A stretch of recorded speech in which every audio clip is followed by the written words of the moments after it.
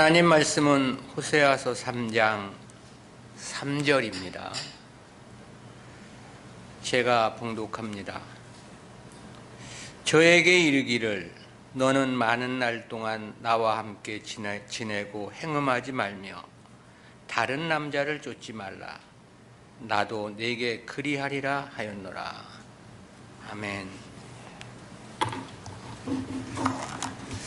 오늘은 고멜을 향한 호세아의 번면이라는 제목으로 말씀을 듣겠습니다. 3장 1절은 하나님께서 호세아에게 지불라가 음부된 고멜을 다시 데려와 사랑할 것을 명하신 말씀이었죠.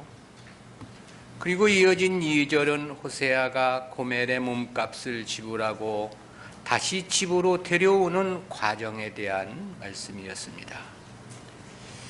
이어지는 본문 3절은 고멜을 데려온 이후 이제는 음부의 삶을 완전히 청산할 것을 충고한 호세아의 간곡한 권면에 대한 보도입니다. 3장 3절에서 저에게 이르기를 너는 많은 날 동안 나와 함께 지내고 행음하지 말며 다른 남자를 쫓지 말라. 나도 내게 그리하리라 하였노라. 여기서 이 많은 날 동안에 해당하는 히브리어 야밈 라빔이라는 단어는 문자적으로 역시 많은 날들이라는 그런 뜻입니다. 고멜로서는 육체의 정욕을 쫓는 방탕한 삶을 완전히 청산하는 기간을 가리킴이라고 말할 수 있겠고요. 호세아로서는 방종한 고멜의 도덕적인 변화를 기다리는 기간이라고 말할 수 있습니다. 칼빈은 고멜이 오랫동안 참을 수 있도록 준비시키기 위한 기간이라고 그렇게 설명을 했고요.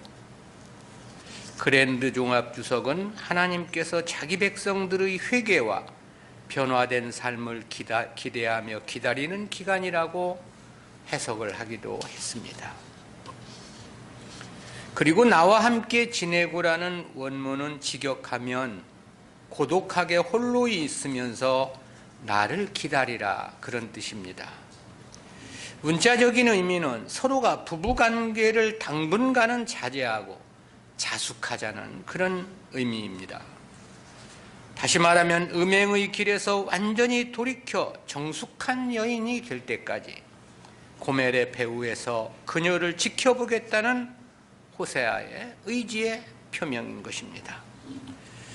그렇다는 것은 이어서 나도 내게 그리하리라 라고 한 이 문장에서도 잘 나타내주고 있죠. 그래서 이에 대한 원문을 직역해 보면 그리고 나 역시 너에 대해서 그런 뜻입니다. 이 문장을 신학자 카일은 고멜이 다른 남자와 관계를 맺지 않는 것처럼 호세아 역시 고멜과 관계를 맺지 않을 것이라는 그런 의미로 해석을 했습니다. 호세아는 하나님의 명에 따라 고멜을 집으로 데려왔던 거죠. 그렇지만 저의 음탕한 습관을 완전히 고치기까지 그와의 관계를 갖지 않겠다는 다짐으로 본 것입니다. 영문 성경인 NISV가 이런 의미로 번역을 했습니다. 신학자 스튜어트는 역시 호세아가 고멜을 돈 주고 사온 이유는 자신의 육체적 쾌락을 위함이 아니라고 말합니다. 고멜의 회복을 위함이었기에 호세아가 그를 훈련시키는 차원에서 다른 남자는 물론이고 자신과도 성적 접촉을 하지 못하도록 금한 것으로 그렇게 본문을 해석을 했습니다.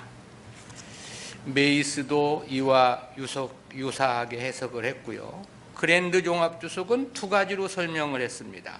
고멜과 관계를 갖지 않고 거리를 둠으로써 홀로 그리움만을 간직하고 살겠다는 의미이고, 두 번째는 자신도 정조를 지켜 다른 여자와 관계를 갖지 않겠다는 의미로 그렇게 설명을 했던데요.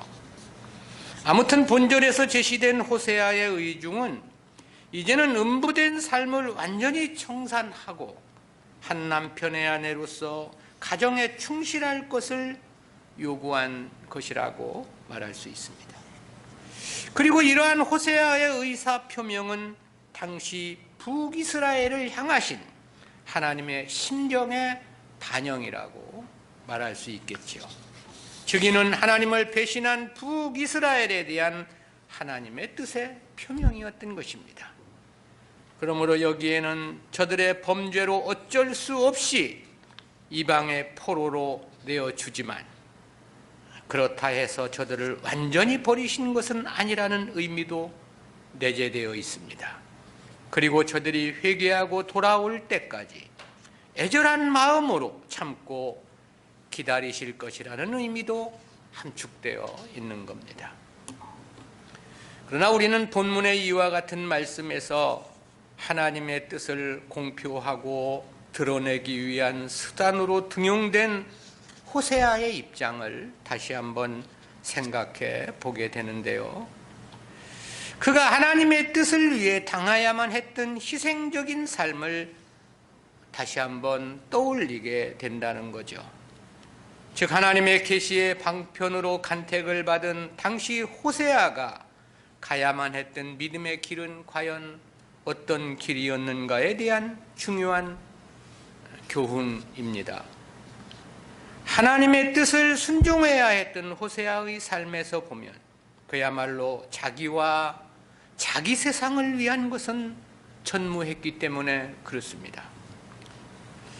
하나님을 믿는 사람들 가운데 오늘날은 대부분의 경우가 믿음의 가치를 이 세상의 것으로 평가하는 경향이죠. 그 이유는 하나님을 믿고 교회 생활을 하기는 하지만 그들의 시선이라는 것이 고작해야 이 세상뿐이고 그 이상을 바라보지 못하기 때문에 그런 거겠죠. 그리고 그것은 성경에서 말씀하는 하나님의 나라, 영원한 영광의 기업이 믿어지지 않기 때문에 그럴 것입니다. 왜냐하면 영원한 하나님의 나라가 믿어진다면 세상을 추구할 일은 아닌 거거든요. 그러니 교회에 나오면서도 온통 생각이 세상뿐이고 세상 것만을 달라고 부르짖는 것이 아니냐라는 건데요. 그러나 우리는 호세아의 삶을 통해서 진정한 믿음의 가치는 세상 것에 있는 것이 아니라는 중요한 진리를 발견하게 되는 겁니다. 그것은 호세아의 일생이 이 세상에서의 삶만을 놓고 보면 심히 불행했던 가정사의 삶이었기 때문에 그렇습니다. 어찌 보면 그는 자신의 인생을 송두리째 빼앗긴 삶이라고 말할 수 있습니다. 그야말로 자기를 위한 것은 아무것도 없었던 거죠. 그러므로 우리는 호세아의 삶을 통해서 다시금 믿음의 길과 관련한 세 가지 구속사적인 교훈을 생각해 보게 되는데요.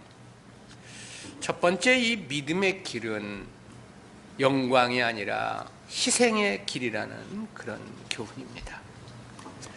그것은 호세아가 하나님의 말씀을 따라 고멜을 사랑해야 했던 상황에서 깨닫게 되는 교훈입니다. 호세아는 고멜을 아내로 맞이하는 것부터 쉬운 일이 아니었음이 분명합니다. 무엇보다 이 문제는 자신의 꿈을 완전히 포기해야만 했기 때문에 그런 거죠. 그리고 그 꿈이 자신의 평생의 반려자였다는 측면에서 볼 때 더욱 그렇습니다. 세상 어느 누군가 자신의 결혼 대상자로서 창기를 원할 사람이 있겠느냐라는 거죠. 그럼에도 저는 또다시 집을 뛰쳐나가 음부가 되어버린 것이었습니다. 그러니 세상에 어느 누가 또다시 저를 데려다가 사랑할 수 있겠느냐라는 거죠. 그러기에 저를 또다시 데려와야 하는 문제는 더욱더 어려운 문제였을 것이라는 생각을 갖지 않을 수 없습니다. 인지상정이라고 하는 인간들의 보편적 감정에서 볼 때 그렇다라는 거죠. 그러나 호세아의 희생은 자기의 꿈만 포기한 것은 아니었습니다. 저는 하나님의 뜻을 전해야 하는 선지자였다고 그랬죠. 때문에 저에게는 신분과 명예의 희생도 있을 수밖에 없음을 우리가 앞에서도 살펴봤습니다. 선지자로서 창기와 살아간다고 하는 것 자체가 말할 수 없는 부끄러운 일이었기 때문에 그렇습니다. 비단 선지자가 아니라 하더라도 모세의 율법에 보면 그렇게 규정을 하고 있는데요. 신명기 24장 1절입니다. 사람이 아내를 취하여 데려온 후에 수치되는 일이 그에게 있음을 발견하고 그를 기뻐하지 아니하거든 이혼 증서를 써서 그 손에 주고 그를 자기 집에서 내어보낼 것이요. 창기가 아니라 단 한 번이라도 수치되는 일이 발견되면 이혼해도 된다는 그런 말씀입니다. 그리고 일단 남편과 이혼한 사람이 다른 사람의 아내가 되었다면 어떤 경우도 본 남편은 그를 다시 데려오다 아내를 삼아서는 안 된다고 율법은 규정하고 있죠. 신명기 24장 4절입니다. 그 여자가 이미 몸을 더럽혔은즉 그를 내어보낸 전부가 그를 다시 아내로 취하지 말지니 이 일은 여호와 앞에 가증한 것이라. 네 하나님 여호와께서 내게 기업으로 주시는 땅으로 너는 범죄케 하지 말지니라. 그런데 고멜은 처음부터 창녀였습니다. 그런데 결혼 이후 또다시 가정을 버리고 창기로 되돌아간 사람이었죠. 그것도 한 번이 아니었습니다. 적어도 2번 이상이라고 그랬습니다. 그럼에도 하나님께서 그를 다시 데려와 사랑하라고 명하신 겁니다. 그러니 일반적인 상식도 그렇고 하나님의 율법적 측면에서도 보면 도저히 용납될 수 없는 일은 분명했던 겁니다. 그러니 도저히 얼굴을 들고 동네 밖을 다니기조차도 부끄러웠을 것이란 생각을 해보게 되죠. 자기 가정 하나 추스르지 못하는 사람이 어찌 다른 사람들을 가르칠 수 있느냐고 손가락질을 당했을 겁니다. 그런데 이 모든 것이 하나님의 뜻에 순종해야 하는 호세아가 가야만 했던 믿음의 길이었다는 거죠. 무슨 뜻인가? 믿음의 길이란 영광의 길이 아니고 오히려 희생의 길이 아니냐라는 겁니다. 사람들은 흔히 하나님을 믿으면 만사형통이고 축복이 쏟아지는 것으로 생각하지 않습니까? 꽃길이고 비단길로만 생각을 합니다. 그러나 그것은 진리의 왜곡이고 복음에 대한 완전한 변질입니다. 왜냐하면 믿음의 길이란 세상 것과 관계에서 계산해 보면 오히려 희생이라고 보아야 하기 때문에 그렇습니다. 그렇다는 진술이나 진리는 성경 곳곳에서 차고 넘칩니다. 주님은 마태복음 6장 24절에서 하나님과 재물을 겸하여 섬길 수 없다고 그랬습니다. 다시 말하면 세상을 포기하지 않으면 주님을 따를 수 없다, 그런 뜻이죠. 그러니 믿음의 길이 세상 축복의 길이라고 말하는 것은 분명 진리의 왜곡인 것이며 변질이 아닐 수 없는 거죠. 바울은 육신의 생각은 하나님과 원수가 된다고 로마서 8장 7절에서 말씀했습니다. 즉 육신의 생각을 포기하지 않으면 절대 하나님에 대한 바른 섬김은 불가능하다, 그런 뜻 아닙니까? 또 돈을 사랑함이 일만하게 뿌리라고 디모데전서 6장 10절에서 말씀을 하기도 했습니다. 그래서 골로새서 3장 2절에서는 위의 것을 생각하고 땅의 것을 생각하지 말라고 말씀하기도 했고요. 요한 사도는 요한 1서 2장 15절에서 누구든지 세상을 사랑하면 아버지의 사랑이 그 안에 있지 않다고 말씀합니다. 모두가 세상과 육신을 향한 마음을 접고 그 욕심을 단절해야 한다는 그런 말씀들 아닙니까? 주님은 부자는 천국에 들어가기가 약대가 바늘기로 들어가는 것보다 더 어렵다고 말씀한 바 있죠. 야고보서에서는 하나님은 세상에서 가난한 자를 택하사 믿음에 부유하게 하신다고 말씀하기도 하셨습니다. 모든 성경 말씀들이 이와 같은 겁니다.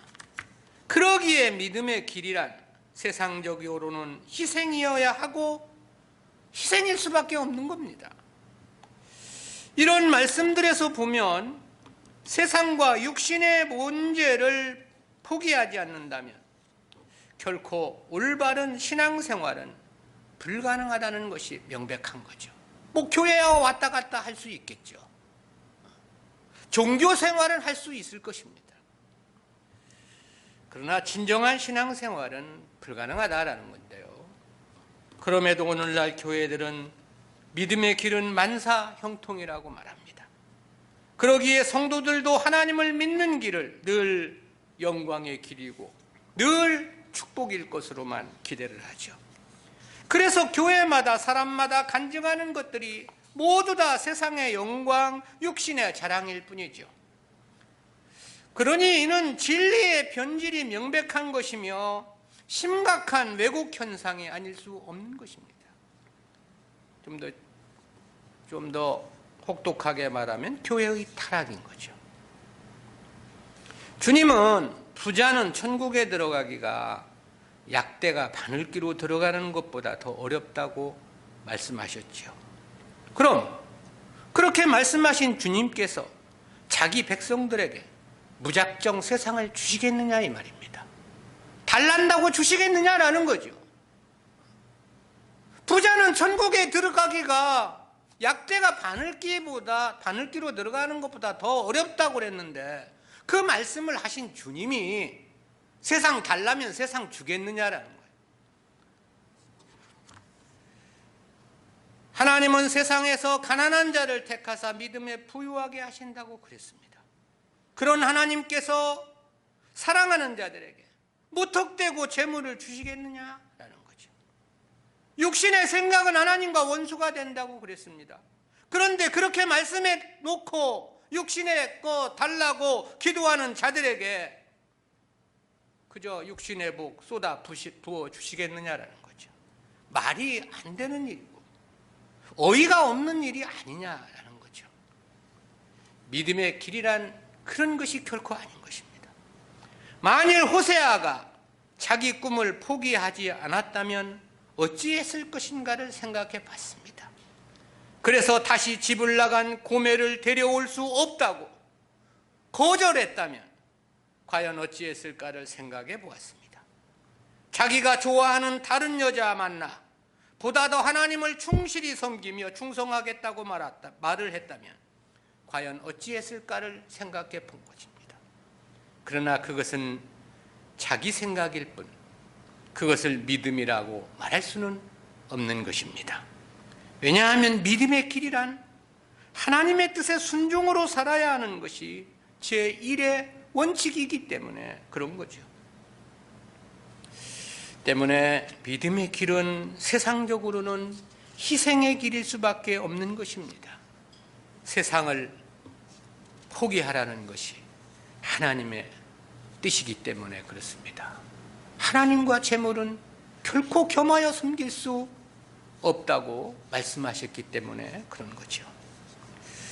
두 번째로 믿음의 길은 자신을 위함이 아니라 하나님을 위한 길이라는 교훈입니다. 호세아가 고멜과 가정을 꾸리고 살아가는 삶은 행복이 아니었습니다. 번뇌와 고통의 연속이라고 말할 수 있겠죠. 저를 아내로 맞이하고 자식까지도 낳았지만 고멜에게 남편과 자식들은 안중에도 없었습니다. 저는 오직 과거 창기의 삶만을 동경하며 과거로 돌아가기만을 소망하고 있었기 때문이죠. 때문에 급기야 저는 가정을 버렸던 것이고 결국 다시 창기의 생활로 되돌아갔던 것이었죠. 이러한 일련의 과정에서 호세아가 고민해야 하고 번뇌해야 했을 심정을 생각한다면 정말 실로 안타깝기 그지 없는 일 아니겠습니까? 특히 고멜이 집을 나간 이후 다시 그를 데려와야 했던 상황은 상상 그 이상이라고 말하지 않을 수 없습니다. 본문 이 3장에서 드러나고 있는 고멜의 신분은 1장에서의 고멜과는 하늘과 땅의 차이만큼이나 크게 달랐기 때문입니다.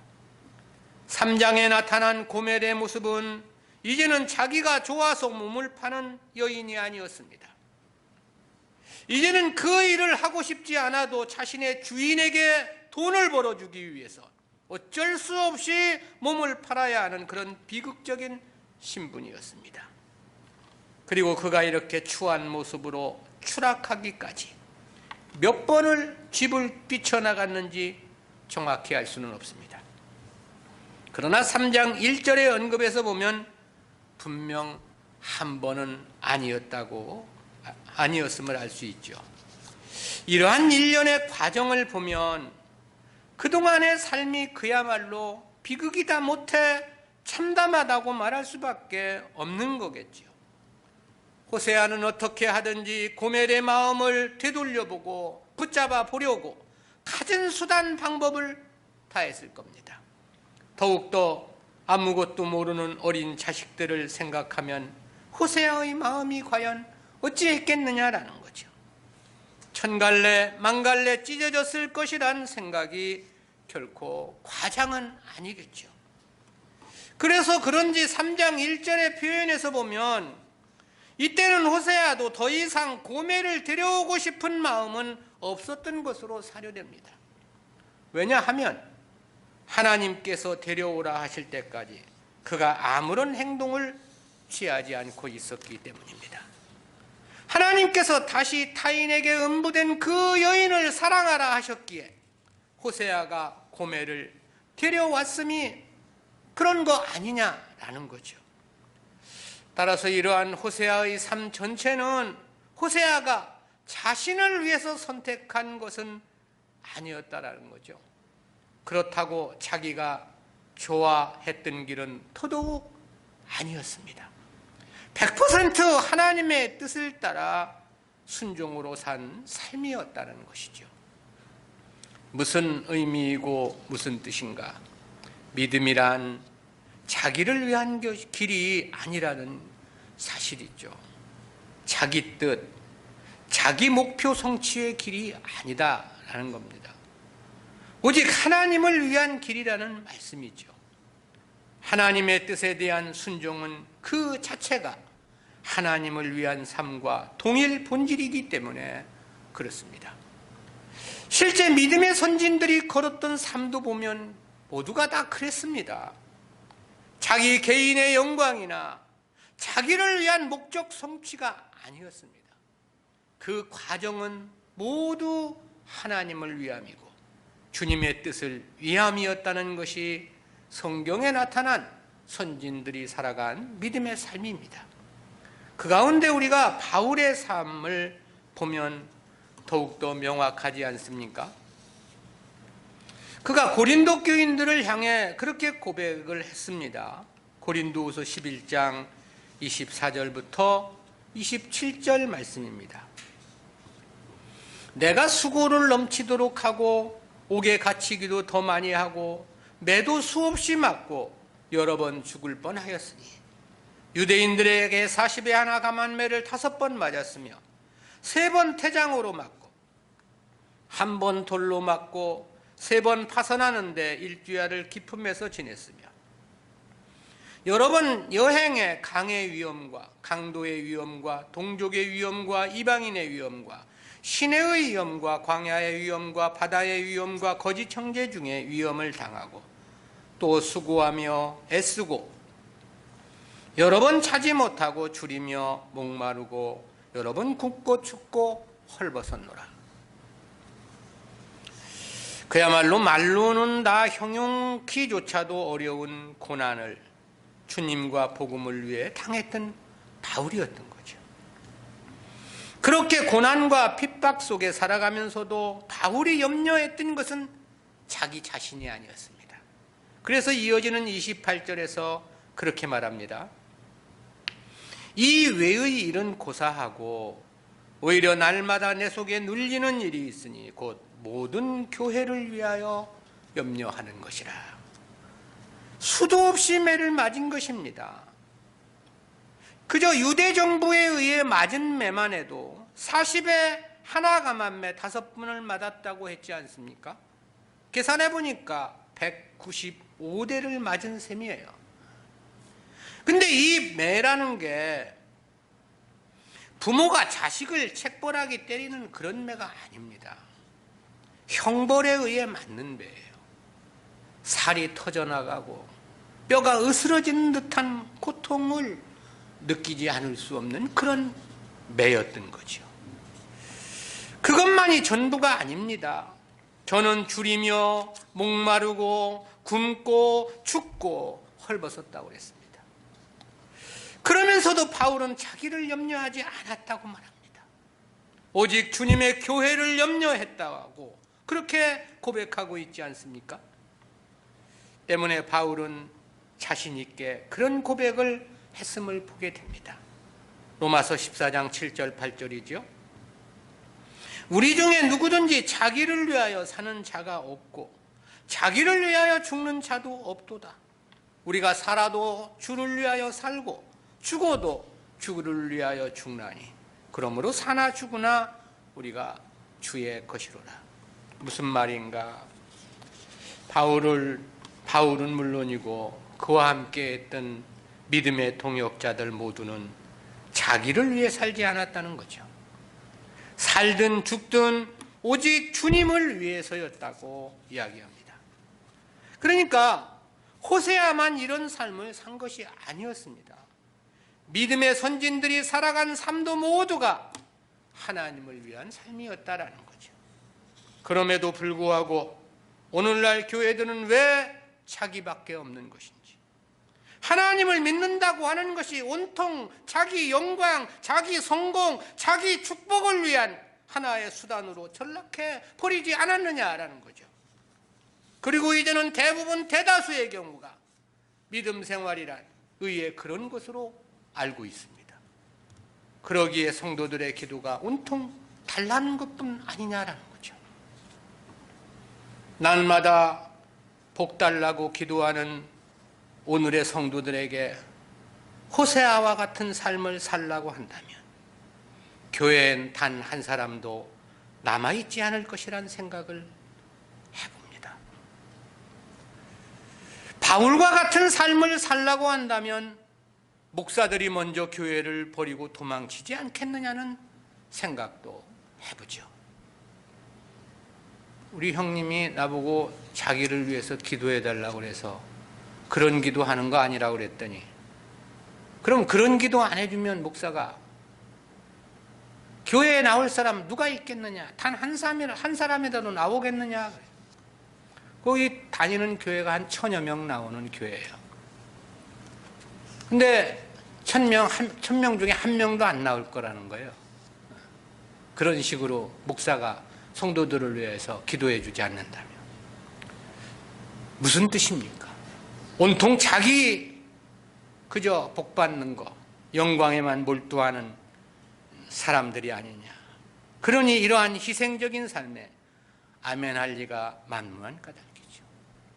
왜 우리 교회가 좁은 문 교회입니까? 아무나 나올 수 없는 교회이기 때문에 좁은 문 교회입니다. 믿음이란 자기를 위한 것은 믿음이 아닌 것입니다. 그것은 세리들도 하는 일이고 강도들도 할 수 있는 일인 것입니다. 진정한 믿음은 나를 위함이 아닌 거예요. 오직 하나님을 위함이어야 한다는 것이 호세아의 삶을 통해서 깨닫는 두 번째 교훈입니다. 세 번째로 믿음이란 금생이 아니라 철저히 내생을 위한 길이라는 교훈입니다. 그것은 호세아의 이러한 희생이 인생 가운데 어느 한 토막이 아니라 전 일생에 관한 문제였다는 측면에서 깨닫는 교훈입니다. 호세아가 고멜을 아내로 맞이하고 가정을 이룬 것은 틀림없는 하나님의 계시를 위한 하나의 방편이고 도구였던 겁니다. 그 시대는 물론이고 오고 오는 시대의 모든 성도들에게 하나님의 뜻을 전달하기 위한 모형적 계시로서 호세아가 선택을 받은 것이며 희생을 당한 것이죠. 그런데 우리가 주목하는 대목은 그 희생이 어느 한정된 기간이나 생의 한 토막이 아니었다라는 사실입니다. 그의 전 인생이 복음의 수단으로서 희생을 당한 것이었다라는 거죠. 즉 자신을 위한 인생은 없었고 오직 복음을 위한 도구로서의 삶뿐이었다라는 거죠. 요셉이 노예로 팔려가 애굽에서 고난을 당한 것은 10여 년의 세월이었습니다. 그리고 그 후로는 하나님의 특별하신 은혜로 애굽의 총리라는 영광의 위치에 오르게 되죠.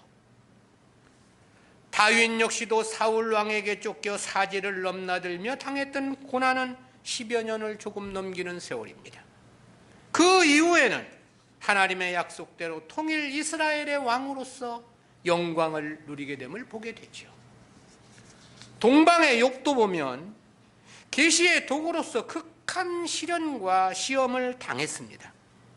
그러나 그가 당한 고난도 그리 오랜 세월은 아니었습니다. 고난의 시험에서 옳다 인정함을 받은 이후 그에게도 하나님의 크신 위로의 역사가 있었음을 말씀해 주고 있죠. 그런데 호세아가 당한 희생은 인생의 한 토막이 아니었다는 거죠. 고멜로 말미암아 시련을 당하다가 나중에는 새로운 아내를 맞이한 것이 아니었다는 겁니다. 처음부터 자기 뜻과 상관없이 부정한 여자와 결혼을 했던 것이죠. 그리고 다시 집을 나가고 또 가정을 팽개쳐 음부가 된 여인을 데려다 사랑했던 것도 자신의 의지가 아니었습니다. 순전한 하나님의 명에 순종하는 삶이었고 그것이 그의 인생의 전부였다라는 거죠. 우리는 이러한 호세아의 삶에서 하나의 의문을 갖는 것이 있죠. 그렇다면 호세아에게 하나님을 따르고 섬긴 이유는 과연 무엇이었느냐라는 것입니다. 그는 그야말로 얻은 것은 아무것도 없지 않느냐라는 것이죠. 있었다면 오직 고난뿐이고 수치뿐이고 희생뿐이 아니었느냐는 것입니다. 그리고 그것이 믿음의 대가이고 순종한 자의 삶의 보상이라면 그럼 누가 하나님을 믿고 그 말씀에 순종하겠느냐라는 거죠. 그것은 호세아만 그런 건 아닙니다. 에스겔 선지자도 그랬고 예레미야도 마찬가지였습니다. 예레미야는 어린 나이에 선지자로서 부름을 입었지만 저에게는 바벨론 침공의 비극을 교훈코자 결혼을 하지 말라 그렇게 말씀을 하시죠. 그래서 저는 일생을 결혼하지 않고 홀로 살아가야만 했습니다. 그리고 그렇게 50년 가까이 하나님의 뜻을 증거한 결과가 애굽으로 붙잡혀가 순교한 것이 그의 인생의 전부였습니다. 그것은 앞에서 살펴본 바울도 그랬습니다. 바울이 다메섹 도상에서 주님께 붙잡힘을 당한 뒤 그야말로 자신의 인생은 없었습니다. 오직 주님을 위하고 복음을 위한 인생이 전부였던 거죠. 그리고 그 결과는 로마의 차디찬 겨울 감옥에서 도끼에 참수형을 당하는 것으로 그렇게 그의 인생은 끝맺음하고 맙니다. 우리가 세상만을 놓고 본다면 하나님은 자기 사람들을 실컷 부려먹기만 하고 나중에는 버려버린 것이 아니냐 그렇게 말할 수도 있을지 모르겠습니다. 왜냐하면 세상만을 놓고 보면 저들이 받은 것이 없기 때문에 그렇습니다. 그러나 우리가 결코 그렇게 말할 수 없는 이유가 있는 거죠. 그것은 성도들에게 있어 세상은 전부가 아니기 때문에 그렇습니다.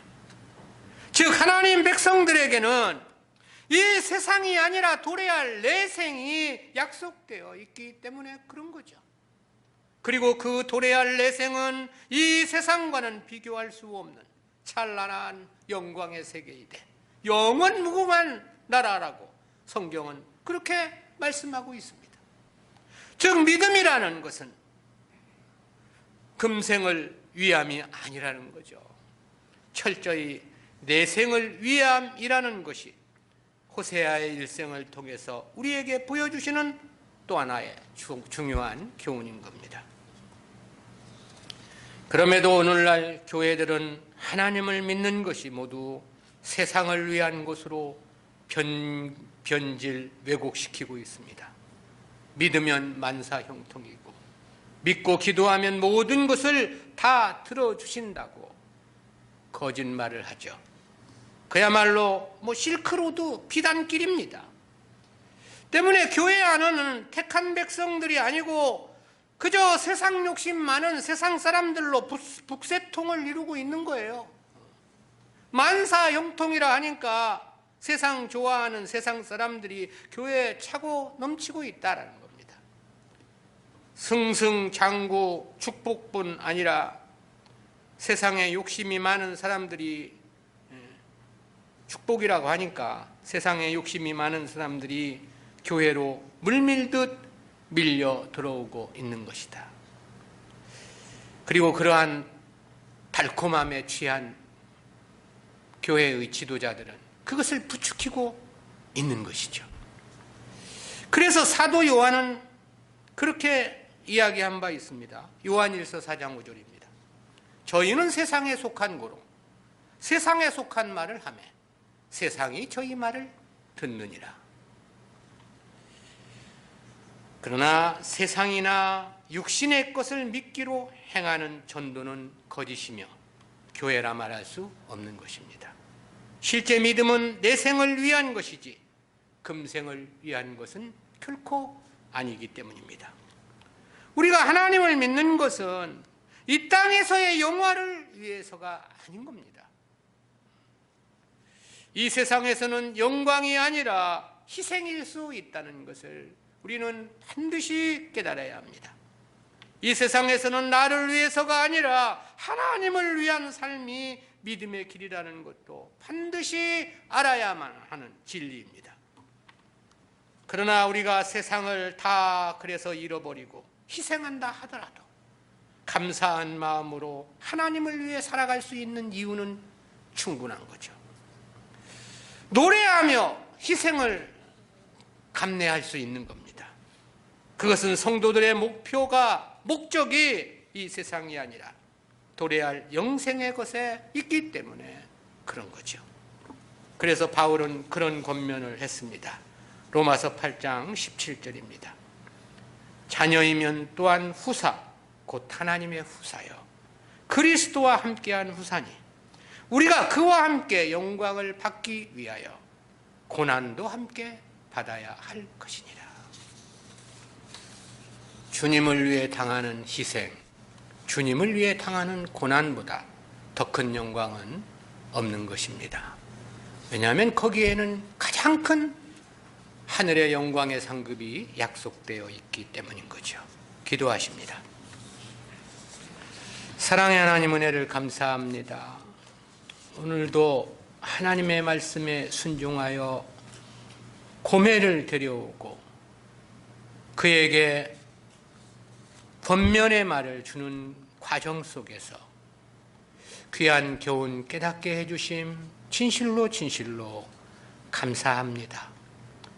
호세아가 걸어가야 했던 그 믿음의 길, 그것은 분명 희생의 길이었고 그 길은 자기를 위한 길이 아니라 하나님을 위한 길이었고 그리고 그 길은 금생이 아니라 영원한 내생을 위한 길이었음을 주여 깨닫게 해주심 감사합니다. 주여 저희들이 아직도 믿음이 부족하여 이 세상 것에 마음을 빼앗긴 채 여전히 한 마음으로 주님을 섬기지 못하는 어리석음을 주여 기억해 주시고 믿음에 믿음을 더해 주셔서 주님 기뻐하시는 삶으로 일생이 하나님께 영광이기를 간절히 빌고 소원합니다. 더욱더 깊은 깨달음으로 함께 해주시고 하나님의 말씀에 아멘으로 화답하여 영광을 돌리게 하여 주옵소서. 감사드리옵고 예수님의 이름으로 기도드리옵나이다. 아멘.